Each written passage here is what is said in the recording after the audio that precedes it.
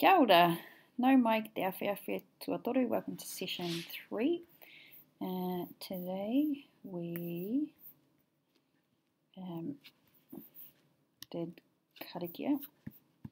It's going to shift. Oops, there we go. We started off with karakia and the sound recording is there. And we sang the waiata through a couple of times. So remember to listen to the sound files.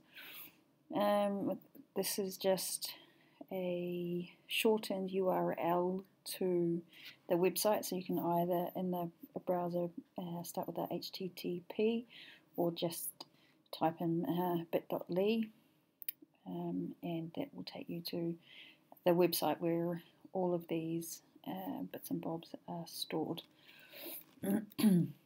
Okay, so the course outcomes, we reviewed those. This is the same pattern that we're going to try and follow every week. And today is just about reviewing what we did last week and adding on farewells and addressing people, how to address people in Māori. Had a little discussion on what we did last week and had a longer discussion on the concept of whanaungatanga and what that means to Māori and the similarities and differences for between sort of a European Pākehā cultural perspective. So because we're looking at greetings and addressing people, this concept is highly related, as you'll see when we get down a bit further. It's all about relationships and connections, and within a Māori sense, there was a discussion about the word whānau and whanaungatanga, because it's all about creating whānau connections or connections, finding connections or creating connections. And we also had a little discussion about Māori and what Māori means. So in a contemporary sense, Māori means the indigenous people in Aotearoa, but there was no such thing as Māori before European settlement. There were a whole bunch of hapu, sub-tribes, and people identify to sub-tribes, not as this thing called Māori. So the Māori with a capital N are tangata whenua, and Māori with a small m are normal. It means normal and natural. So a rākau is a tree, a rākau Māori is a native tree. Ki waha today was just harking back to last week and reinforcing tu whitia te hopo, tu whitia te hopo. Banish fear, feel the fear and do it anyway. So encouraging risk-taking. Language learning tip is about normalization, and so the concept of normalization is trying to find a space in your work environment, your home environment, in your life to normalize the use of the language. So when you're learning a second language, you have a choice of just leaving it within the classroom and it being interesting sort of theory and you know a bit more about something, but in order to bring life to it and for it to make more sense, it's about how creating space. Where can you use it in your everyday life, in your everyday work? So that was one of the challenges to start thinking about, and relates to the inquiry that we're starting to unpack together. Okay, so there's the greetings, and there's some visual, oral kinesthetic clues, and we reviewed the meanings and practice. And then we looked at the farewells and practiced the difference between haere rā. I talked about the difference between haere rā, e noho rā, hei kona, hei konei rā, hei kona rā. So those are the explanations there. At any time while I'm babbling on, you can press pause so that you can take a better look at these. quickly reviewed vowels, a, e, I, o, u. Are there 3 or 2? And the long sounds, a, e, I, o, u. With the macrons or tohu to. Okay, we had a quick discussion about what some people call tribal dialects, but they're tribal variations, and this is one example. In Northland, they drop the W, not the H. Can I change that now? I can change that now. So for whakarongo, to listen or listen up, they say hakarongo. Tūhoi, they drop the G. They say whakarono. In Taranaki, they drop the H sound, so they pronounce it wakarongo. And in Ngaitahu, they dropped the NG sound and pronounce the K, and they say whakaroko. So that's one aspect of tribal variation. There's others. We sang the song, so the invitation is to play the YouTube clip and get your head around it as an introduction to syllables, Māori syllables. And then we jumped back to diphthongs, and there's on this link here, there's pronunciation guide.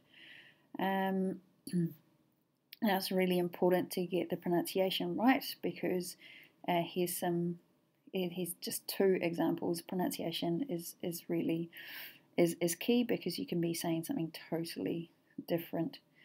I means yes, and I means sex. And to the untrained ear, they sound the same. Gave a couple of pronunciation tips.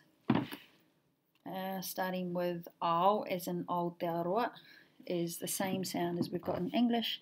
In the posh pronunciation, hao, nao, brown, cow, ao. So there's a tendency to decode the AO and say AO, but in Māori it's ao. And so we just, tips to remember, threw them all on one page. Some of them are shocking, but we also discussed in terms of a language learning strategy to making associations. So if you can create an association with something silly, ridiculous, rude, it's easier to remember things. So the I difference, I'll, and then this little ditty down the bottom to remember the AU sound and the OE sound.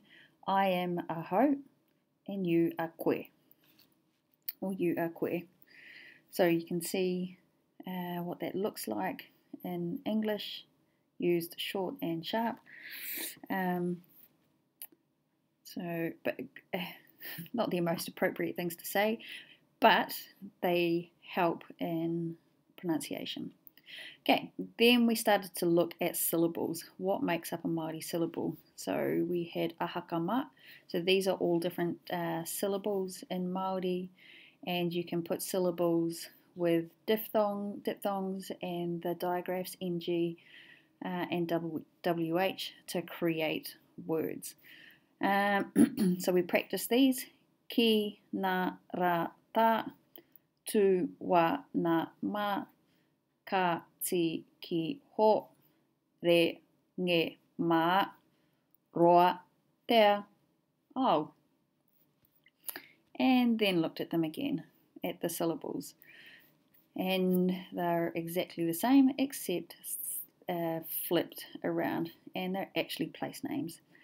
Ta, ra, na, ki is Taranaki, which I often hear as Taranaki.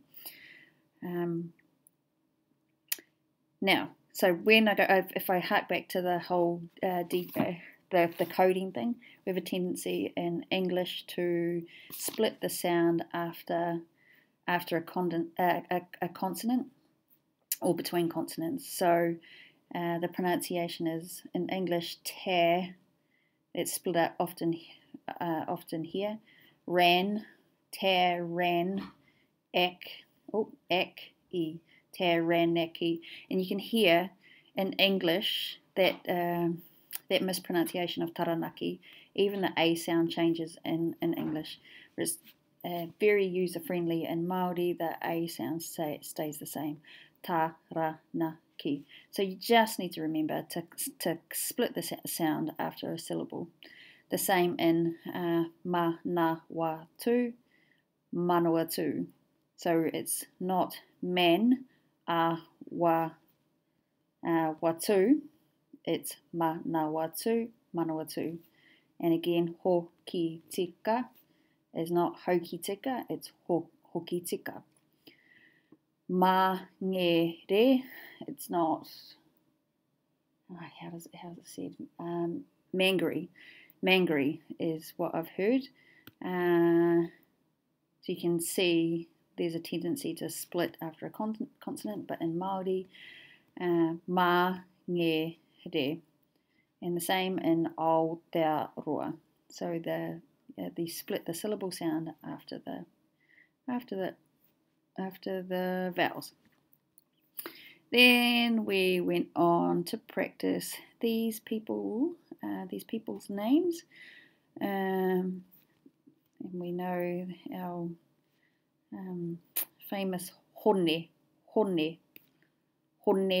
harawira, and I often hear hone, and again you can hear there's that tendency to cut off after the consonant in English, but in Māori it's hone. So two syllables after the vowel, hone. Metiria.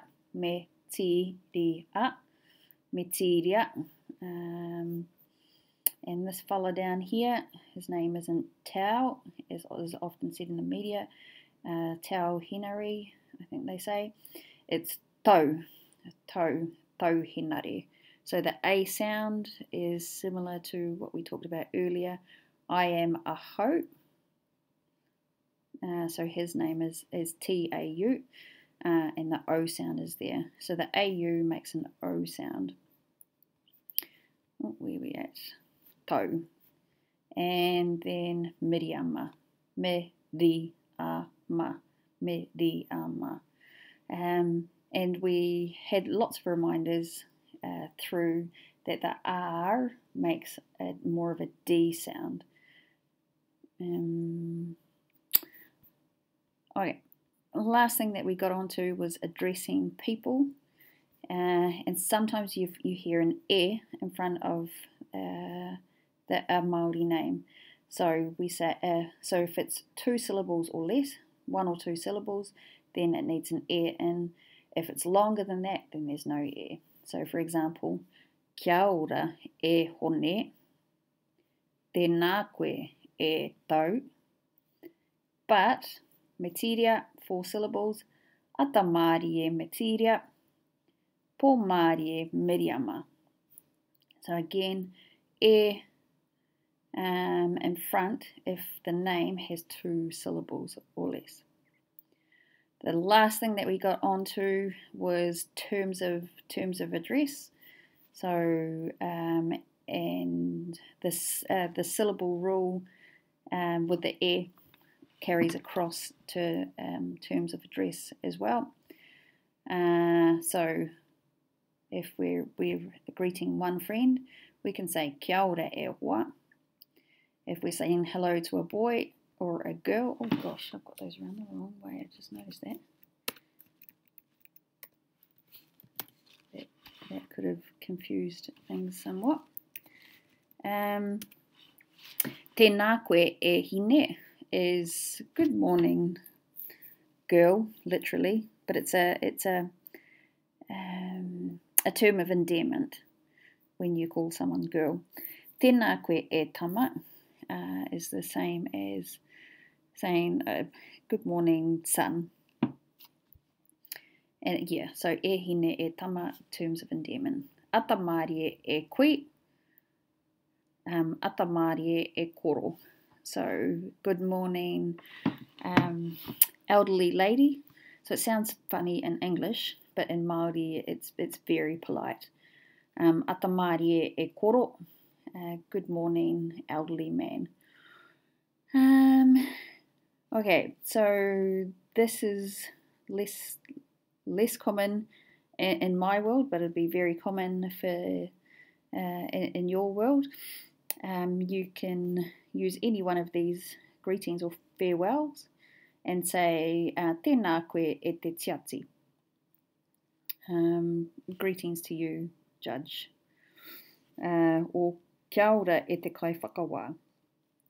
So kaiwhakawa and tiati are the same. Tiati is borrowed from the English language and has been tiati judgy. Okay, or you can say pō Mārie whaia. So good night, auntie, mum, or respected. Oh gosh, I did it again. Got them around the wrong way. Respected woman. Pō Mārie whaia. Good night, auntie. Pō Mārie matua. Good night, uncle. And that's auntie and uncle. You don't need to be related to them for you to use the terms whaia and matua. And that's where we got to today. And we finished off with our karakia here, and again the sound files there. And the last thing was just about the wero for the week is to take what you've learned over the last 3 weeks and just inviting you to use it in some part of your work life, home life, and challenge you to teach it to someone else. Kia ora.